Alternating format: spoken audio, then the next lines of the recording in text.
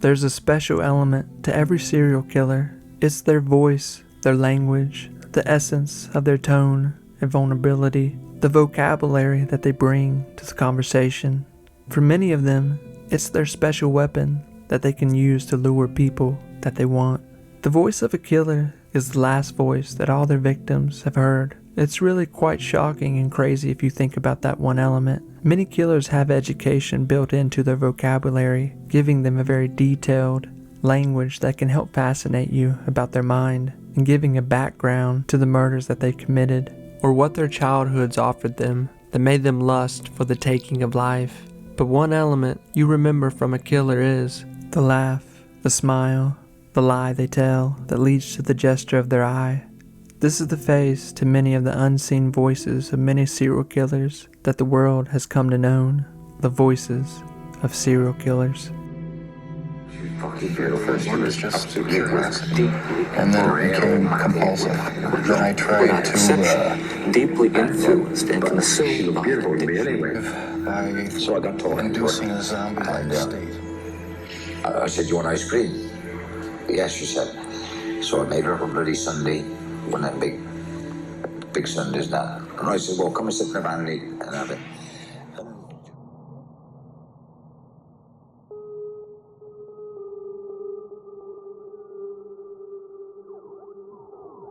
When a serial killer is caught and brought to the public eye, many of them differ from the other one.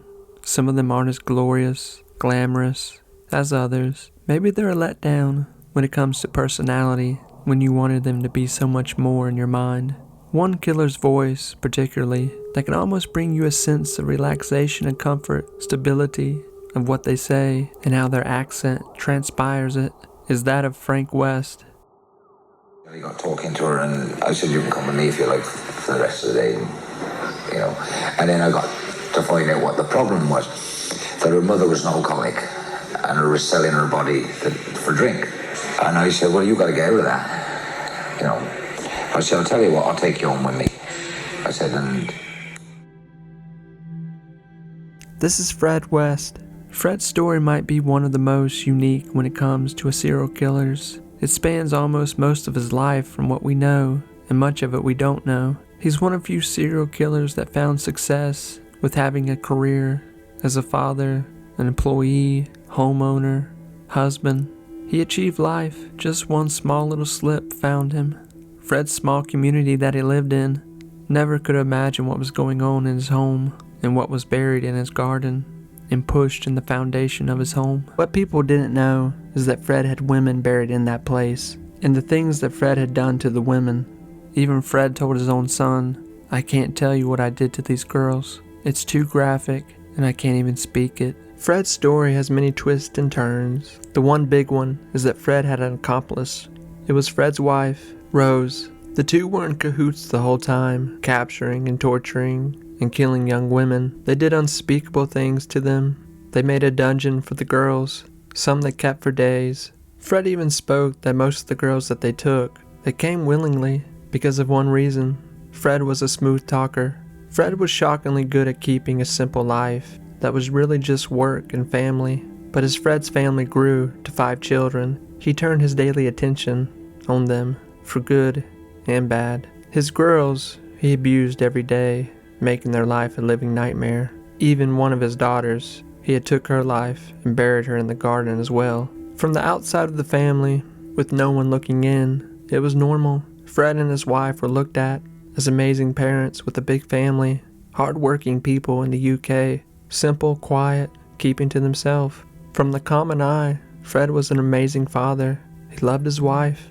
When you hear the smooth voice of Fred, you can almost hear a sweetness to his voice. Very charismatic, a good storyteller. He's calm, cool, and easy to listen to. The killer with the deep, sweet voice that once upon a time haunted his little town, but was just the quiet neighbor, Fred West. Would you enjoy it while you were doing it? What's the worst part of it? I mean, they didn't care. I knew better, like, restless. When people look into the story of Ed Gein, there's many doors you can open, but there's one door that many people may not even be aware of. that's been there the whole time, that unlocks the characteristics, the personality, the humor, the horror, the traits. That is the voice of Ed Gein. Honestly, the story of Ed Gein's is perfect. It's everything you want, the looks, the life, and maybe the voice. But for some reason, no one can ever explain. Ed was locked away from the media, from audio, from video. He wasn't examined. He's one of the most famous serial killers in the world to date. Who was Ed Gein to any person he would meet on the street, that he would casually talk to? What was he like at the gas station, the supermarket, church? Did he have humor? Did he make you laugh? The Ed Gein that the public knows is the one that butchered his mother and made items out of her skin and robbed corpses from graves, and the girl that was hanging in his barn that he was actively butchering. What a lot of people don't know about Ed's case is that most of the story that is known stops with his case. Once Ed's convicted, the public really forgets about him. The story of what Ed did to these bodies of his victims is so enormous, it took all the attention. But what you may not know is that Ed lived to be 77 years old and was hidden away from the public in a mental institution. We saw Ed for almost 3 more decades, and we don't even know much about him. For some reason, he wasn't studied as well as he should have been. In the late 60s, Ed had his first public appearance with a court hearing about his status and his life away from the public. Just in this small amount of time, Ed has turned gray, but still goes on to live 2 more decades at that point. I guess they were acting like everything was all right because he got off the phone, he handed me the phone back. He says, "Hey, I told you he'd wait. He's in a better frame of mind. Don't worry about it. He wants to talk to you now."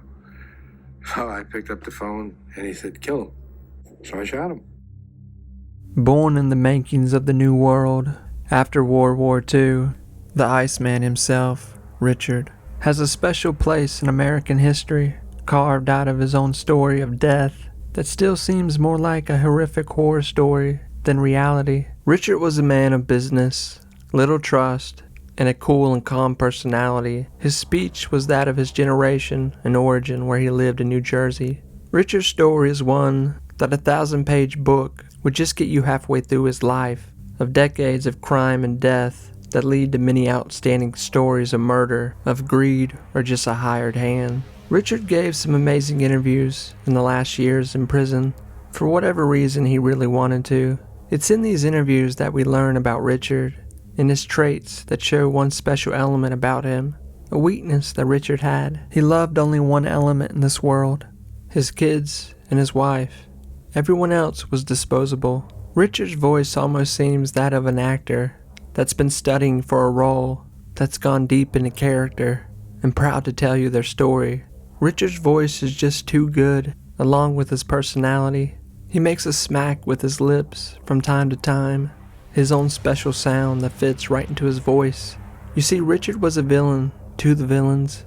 He preyed on criminals and their weaknesses. But if you made Richard's list of someone that made fun of him, your time would come in a horrific way. Richard spoke about this many times, that he hated to be made fun of or looked down upon. It's wild to see Richard talk about so many different times he murdered people in different ways. He's one of the few people that we know of that's been interviewed that's murdered people in many different ways, bizarre ways, and through many different decades. Most serial killers kill people the same way every time. Richard beat, shot, strangled, poisoned, drowned, fed people to rats. His story just isn't for anybody. But about Richard's family, he did all these things for his family to give him a life where he could have the big house, the cars, the security for his wife and children. Richard even cried about this in an interview, talking of the hatred he had for himself, of the damage he had done to his family. He was heartbroken. Richard's voice was that of his own. He wasn't a killer when it came to the pleasure of impulse mixed with perversion of hurting women. That wasn't Richard. He hated those people. He was just a plain old serial killer that happened to be a human and a psychopath that eventually killed all of his friends and would do the same to you if you wronged him. Unable to live with the fact that I just stabbed to death and cut the throat of an innocent young woman. Innocent in the sense that she did not plan on that happening. She didn't do anything specifically for that to happen to her. Yet she was a very active participant in her own death. Ed Kemper is hands down a serial killer that stands out in any form of a serial killer of what they were and could be. He's complex and open about his crimes on young women that he ripped apart.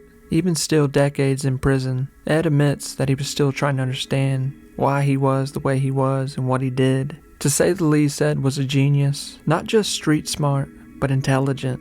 His IQ score is 145, and it doesn't take long to hear it from his own mouth. His voice radiates a laugh, a hum, a grumble. Ed could seem sweet, almost like a big teddy bear, but he was vicious, and he knew it. You see, Ed's crimes are very detailed when you read about them, and the reasoning for this is because Ed remembers every single detail about them. But Ed himself is the star of his own story, sad to say, apart from his victims. When Ed is finally arrested in 1973, it would seem that detectives fell in love with him, his personality. He was almost jolly. Ed even said at one point he was relieved because he knew he couldn't stop what he was doing. He was friendly, quirky, and immediately started talking about the women that he had picked up. Ed's crimes are one of the few serial killers that we've come across that will literally send chills down your back, as he details the fear, screams, moans, the begging of life from his victims, the brutality of how he murdered them, the sounds of what a blade sounds like going into someone's eyes, cheekbone to their neck to their torso. It's key elements that keep you aware of who and what Ed was. Ed wasn't taking women to assault them and keep them for days. It was essentially just to murder them.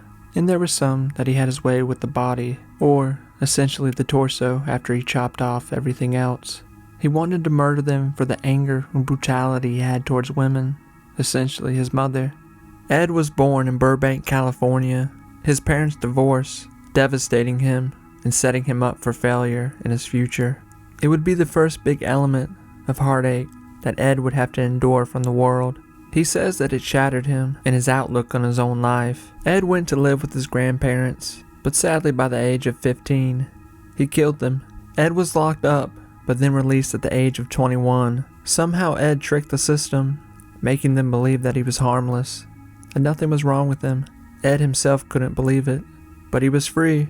Ed would go live with his mother in California, and it wouldn't take long for him to run into trouble. When you listen to Ed talk, you have to remember who and what he did. At one point, Ed was sleeping in his bed with multiple girls' heads, talking to them and assaulting the heads with his own body. Ed said it shook his reality of what he was doing, not understanding why he was doing it, but asking himself, was he crazy? But his voice remains calm. You could even say that Ed was insightful about who and what he was. One of the sad moments that Ed talks about, and that sticks with you and can ruin your moment, he talks about one of his murders, that he stabs a young beautiful girl to death after he had already stabbed her friend to death right in front of her. He says the girl was in the back of his car in the trunk. As he opened the lid, he immediately started plunging his knife into her. He said that he could hear the knife push through skin, and when it would hit bone, he could feel her life in the knife. The sounds he described as she cried, to screaming, to groaning, to blood gurgling from her mouth. He stabbed her from the stomach, to the eye socket, to the neck, and right in her throat. Ed, you could say, is still one of the easiest serial killers to talk to. You might even enjoy a conversation with him. Ed Kemper, one of the most unique serial killers in history. In the past few days, myself and a number of investigators have been talking about unsolved cases, murders that I was involved in. And it's hard to talk about all these years later because it revives in me all those terrible feelings and those thoughts that I have steadfastly and diligently dealt with, I think successfully, with the love of God. Ted Bundy, as much as we hate to admit it, when it comes to serial killers, he's just special. He defeats all laws and purpose of what anybody ever thought a serial killer could be. He truly defies the thoughts and reality, still to this day, of who he was and what his crimes were. He rewrote the books of a serial killer. He was pleasant, nice, educated, good looking, but that is what tricked all of his victims. Ted was the person that you met, that you were immediately drawn to, that you wanted a relationship with, whether you were a man or a woman, a friendship, maybe someone you saw as a partner. He had all the right words. Ted's voice and vocabulary, along with his personality, were what made him shine. He was the lion just below the grass line. When Ted talks about his murders, giving as much detail as he can, it's almost like reading a textbook. Many of his murders were perfect. He gives heavy language, almost like he's giving a seminar of direction from north to south to east to west to coordinates. Ted was able to move and continue his heavy rate of killing because he was smart, but not just smart with education. He was street smart. Ted had a very unique voice, as he was born in Seattle, Washington. When you hear Ted's voice, it's very distinguished to him, even so much so that it would get him in trouble later on. In one of his murders particularly, when people were identifying Ted to the police, they said that the man that they saw talking to the victims that disappeared had a very distinct voice, almost as though he was English, of how Ted would pronounce his words, his vocabulary. Ted's girlfriend would talk about this behavior too, that she said when they were with friends, some people would think that Ted was an exchange student or from a different country, that he was either from England or somewhere in Europe. But when you listen to Ted talk, he captures you with his words. Many people may not know this, but Ted was a poet. There's hours and hours of Ted Bundy poems. He was good. It was just another weapon that he used to fool people. You see, there's one big twist in Ted's story that you don't see until it's the last moments of his life. You never really see the real Ted until he is forced to confess to his murders in one last attempt to save his own life. The last days of Ted's miserable life, he starts talking of moments of tricks and confessions he had with his victims. It's in these confessions that Ted is like a professor teaching how he tricked and took advantage of young naive women that were just kind. He talks of the kidnapping and killings, the pre and post elements that go into the dark, overwhelming mind control he couldn't shake off in the moments that led to someone being murdered. The last sad moment of Ted Bundy's story is that we couldn't have more time with him to listen to him confess to murders. It was those last days where we really met Ted Bundy, the serial killer that everyone's come to know.